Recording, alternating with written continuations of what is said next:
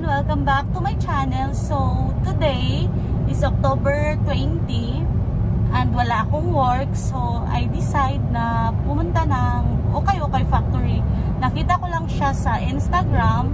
Ilagay ko yung link, ilagay ko yung name ng factory down the description box para kung gusto nyo pumunta, makita nyo yung address. And then, nakapunta na ako dun before, mga twice yata. So, I decide na pumunta ulit kasi gusto ko siyang i-vlog. So, see you!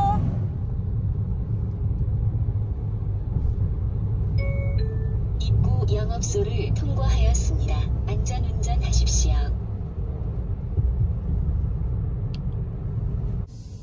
We are almost na guys. So, before makarating doon sa factory, dadaan muna dito sa maliit na road.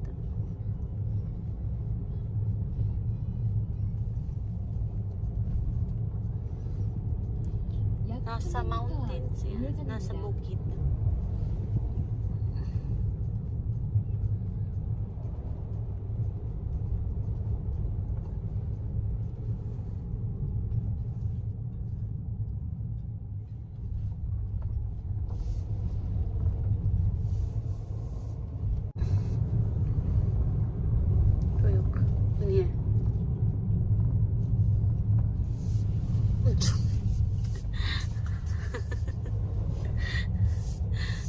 Okay. 잠시 후 우회전입니다. 이어서 목적지 부근입니다.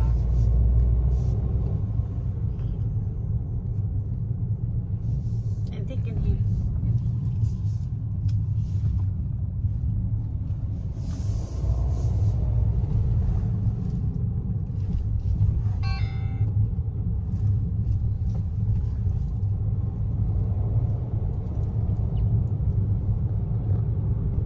잠시 후 목적지 부근입니다. We are here na, that factory guys. That factory. 목적지에 도착하였습니다. 경로 안내를 종료합니다.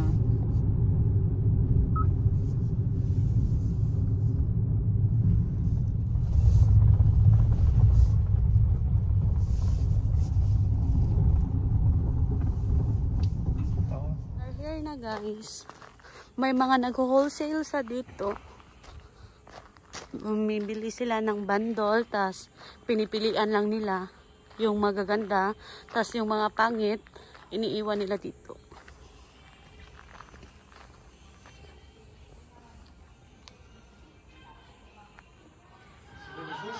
Pwede kayong magpili dito guys. Pupunta kayo dun sa app. Then, mayroon pa dun banda, yung nakahanger. As in, by kilo to guys. Dito is by kilo.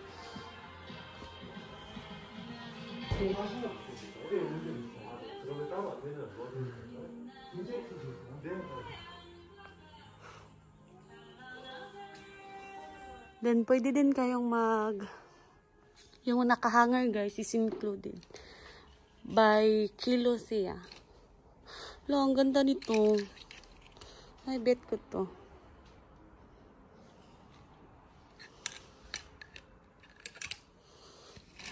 Tas, pwede din kayong mag-wholesale. Tas, pipilian nyo lang. Pipili kayo ng wholesale. Ay, ganda.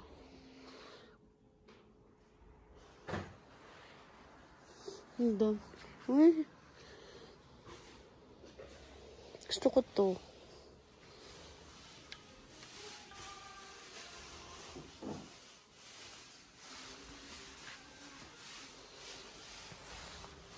Hello, turn na siya. I bet. Oh, may. Ay, gusto ko to.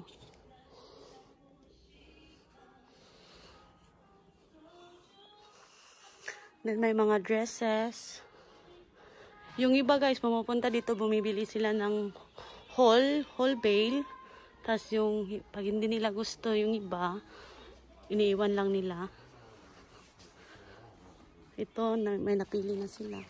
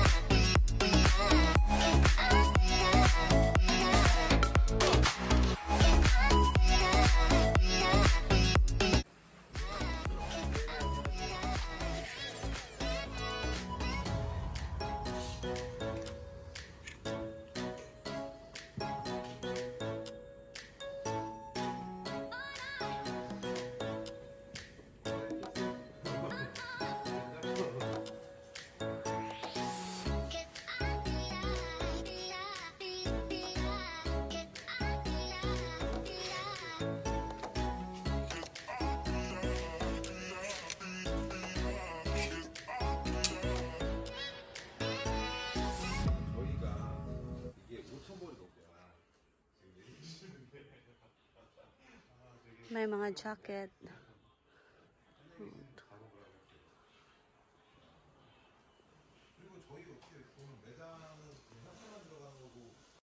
Grabe guys, ang kaganda at ang cute. Sa mga mahilig ng ganitong style, ganitong kulay.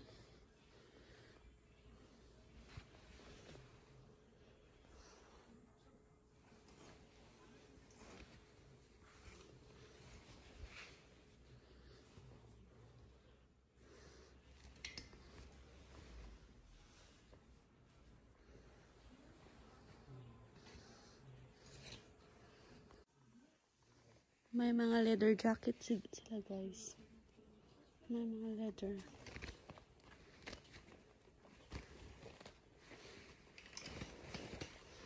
Nice oh. Nice nga leather.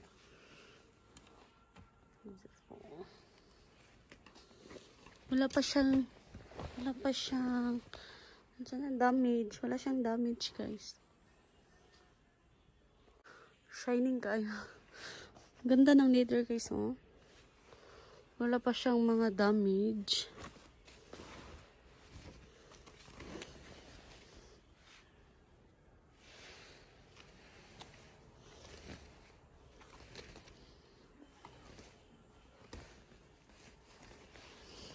Ganda.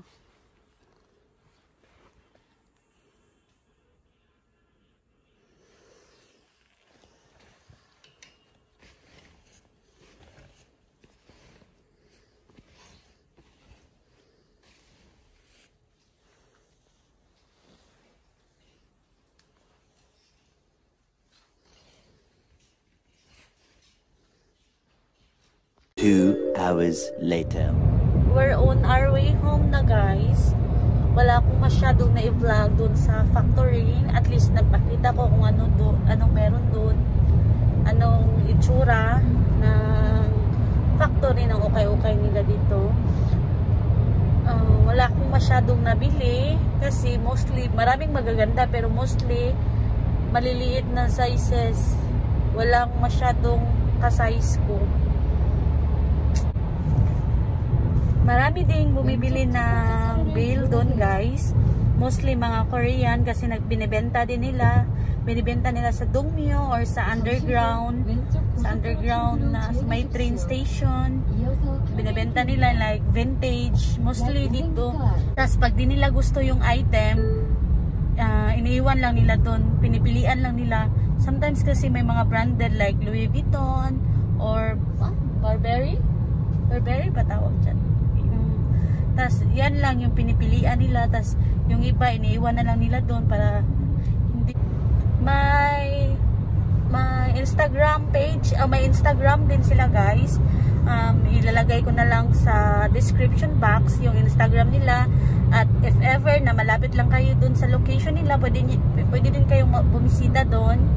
As in, marami talagang magaganda. Kaso yung binili ko lang para sa sarili ko, para sa personal use. Yung kilo, hindi pala 10,000 won yung 1 kilo. Nasa 13 to 14,000 won yung kilo, or nasa 600 in peso. 600 peso yung 1 kilo ng ukay-ukay nila. Yan, kung masyadong mabigat yung mga item na gusto nyo, expected na talaga na malaki yung babayaran nyo. So, I'm home na guys. So, ito yung nabili ko. Na over 2 kilos siya. And then, yung nabayaran ko is mga 32,000 won. Mga nasa 1,000. May mga tag pa man siya guys. May mga tag siya.